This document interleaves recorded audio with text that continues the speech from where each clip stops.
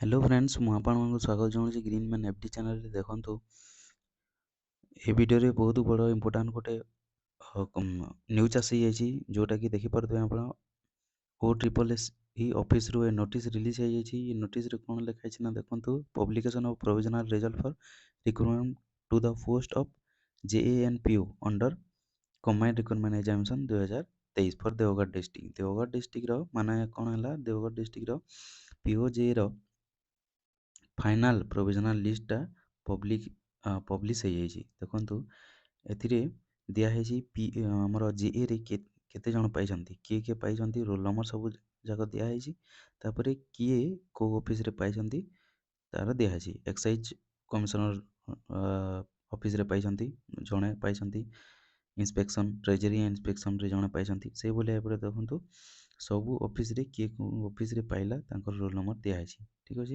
Handicraft office रे handloom तापर हमरो टेक्सटाइल ठीक अच्छे।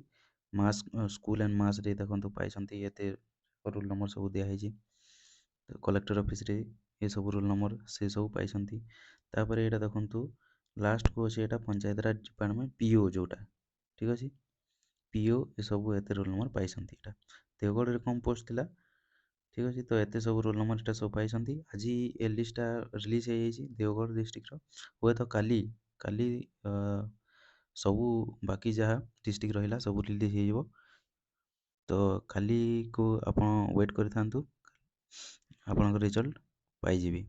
वीडियो को शेयर करूँ सब्सक्राइब करूँ चैनल को। Thank you.